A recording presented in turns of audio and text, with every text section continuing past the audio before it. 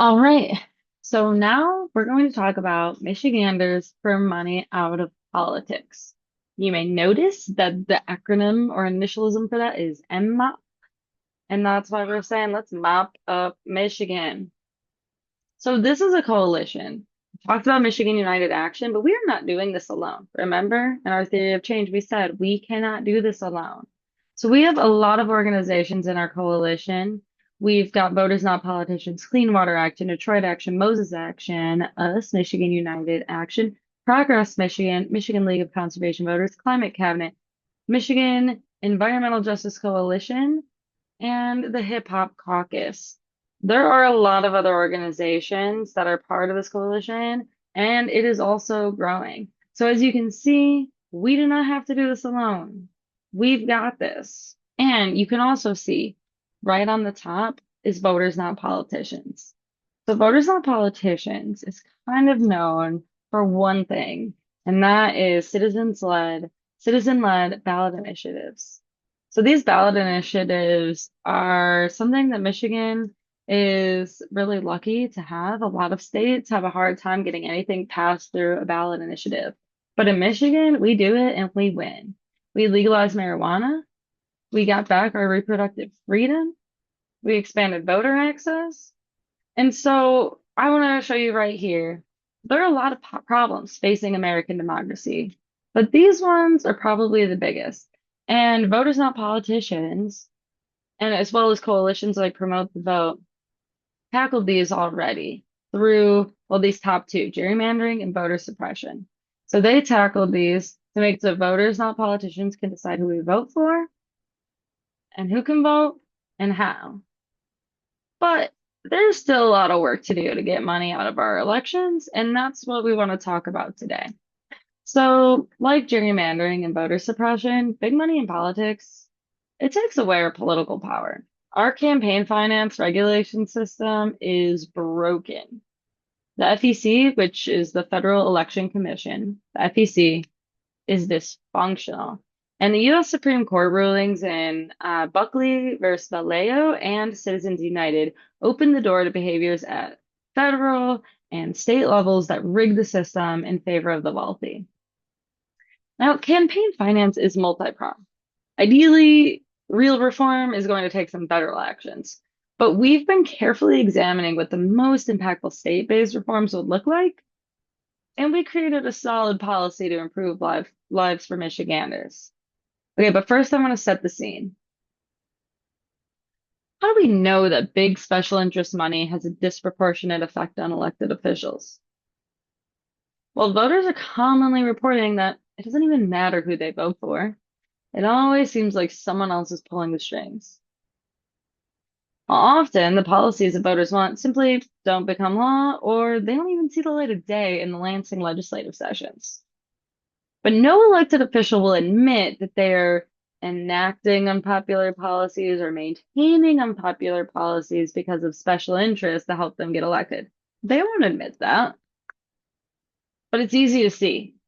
The laws and the policies in the US just don't match up to public opinion. So, as an example, a large majority of Americans are not satisfied with what the federal government is doing to slow climate change. 62% of Americans say that the federal government is doing too little to reduce climate change. 62%. That is a large majority. So why isn't the government following the will of the people? Well, again, big money in politics means special interests win over voters. So you can see in the graph here, it's only showing presidential years, but we've got another graph that shows all the years. It's just a little more cluttered. But this graph shows the amount of money that oil and gas companies have poured into political campaigns across America over time. There's a lot of money there. And you can see a huge increase in the last decade or so, right? Right between 2008 and 2012. So you might be wondering what happened during that time? What could have affected this? Well, the United States Supreme Court decision in the Citizens United case in 2010 opened the floodgates to corporate money in elections. See, the Buckley versus Vallejo decision in 1976 said that election spending by individuals was speech, and so therefore it couldn't be limited. But it's still maintain some limits on corporate spending. But then Citizens United came along, and that decision said that corporations were people, and therefore they had the same rights as individual Americans to spend unlimited money in campaigns as long as it wasn't coordinated with the candidates. Wah wah. Now, you, we all know that corporate interests influence elections at the national level, but it's happening here in Michigan too. So you, you live here in Michigan, you know, we get storms. And you've probably heard lately about DTE and consumers, how they just keep raising the rates, even though much of our state gets left in the dark in the cold in the winter after storms, even in the summer after storms, we're left in the dark. Both of those companies, DTE and consumers, rate among the lowest in the country for reliability, and yet some of the highest rates. And they're unreliable even compared to neighboring states with similar weather. So you can't even try to blame the weather. It's on them. And guess what? DTE and CMS Energy, which is the parent company for Consumers Energy, they're both regulated monopolies, regulated monopoly utilities, regulated by the very people who, guess what, receive large campaign contributions. Now, here's the thing. Most legislators are not the problem. We can continue to elect good people to faithfully represent us, but what happens when we throw them into a broken system? Getting elected is expensive, and this is a structural problem. Despite having the fairest districts in the nation because of what we did with gerrymandering, Michigan only has 10 competitive House districts where either a Republican or a Democrat could easily win. I'm just going to say that again because I think it's ridiculous and I want to make sure you get it. The state of Michigan, tons of districts, only 10 of them are competitive. Only in 10 House districts is either a Republican or a Democrat likely to win. Either one, just as likely. Either one could easily win. So that means that tons of money flows into those races every 2 years. According to Bridge Magazine, more than $67 million was spent in 2024 in those specific races. $67 million in only 10 districts. And that's an increase of 70% since 2020. So in 4 years, it went up 70% up to 67 million. That's horrifying. These corporations have deep pockets, very deep pockets. And the thing is, they contribute heavily to both sides of the aisle. So no matter who's in charge, they still have influence. Pretty smart. Gotta give them credit. They give to candidate committees, they give to party committees, they give to 501c4s of party leadership, and then they also send their lobbyists in to go make sure that their voice is heard loud and clear when our elected officials are writing policy and voting on legislation. These huge contributions and whether they'll keep flowing or not is always a threat, especially in those competitive districts. And the money also controls which policies are advanced in other ways, because party leadership, they also benefit disproportionately from special interest contributions. And then they use their power to control the agenda and the threat of being primaried against elected members in safe seats. And look at the slides. We've got sources to back all of this up. Now, I don't know how many of y'all remember this, but in February of 2023, over 1 million Michiganders were without power. For some people, it was only a few hours, but I knew someone that was without power for 2 whole weeks. Other folks for 1 week, 5 days. For me, it was only 36 hours, and that was still awful.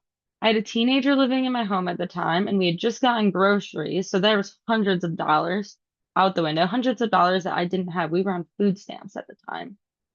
Luckily, I collect blankets, so we were able to stay under, 11 different blankets and have the dog snuggle in so we could stay warm. It was February. It was freezing. We were working from home remotely, and our kid was also doing school remotely at the time. And so None of us were able to do that because we didn't have access to the internet or electricity. We lost money. And I also lost a year's supply of medication because it was supposed to be refrigerated and I wasn't able to get it into a cooler or anything like that quickly enough. A year's supply of medication that was really hard for me to get back. I can finally now say, 2.5 years later, that I was able to replace that, but I couldn't say that a year ago. And I had it easy, but I still didn't get a penny. Some people got a measly $35 credit, which I'd call a slap in the face. And people lost so much more. People lost breast milk, things that you just cannot replace. People had to pay for generator fees, hotel fees. And also, some people had COVID at the time and weren't able to go to a hotel and had to be sick alone in the cold and in the dark. And people died. So, in response to this catastrophe, this tragedy, groups like Michigan United Action, Michigan Environmental Justice Coalition, Solidarity, We the People Michigan, Detroit Action, a bunch of incredible environmental justice groups got together with a few folks in the Michigan legislature and created a bill package that was designed to force utilities to improve services. And well, spoiler alert, you've seen it. Services haven't really improved, and the rates have only gone up. We wanted accountability for DTE and Consumers Energy. We wanted consequences for when they were unreliable, so that way maybe they would actually improve things. The package, the bill package, was actually advanced out of the Energy Committee in November of 2023, so from February to November. But then it was never put on the agenda by the Speaker of the House, Joe Tate. So no one could vote on it, no one could do anything with it because Joe Tate held all the control. And would you believe it? Joe Tate had a C4 nonprofit called Citizens for a Better Michigan. Citizens for a Better Michigan received $100,000 from another C4 nonprofit, Michigan Energy First, which happened to be led by a DTE Energy executive. So DTE technically didn't give Joe Tate money, but DTE's executive C4 gave money to Tate's C4. And this is the loophole that we need to stop. But it's not even just the utilities. So you can see here, the government gives contracts to corporations to do certain work. The top 10 highest value contracts awarded by the state of Michigan are all healthcare corporations. Now, not every corporation with a government contract gives contributions to candidates. But why should any of them be allowed? It's a conflict of interest. You can see here the top 10 corporate contributors to Michigan politics in 10 years, from 2013 to 2023. Out of those top 10, we've got Blue Cross Blue Shield of Michigan, we've got Comcast Corporation, we've got Delta Dental, and we've got AT&T.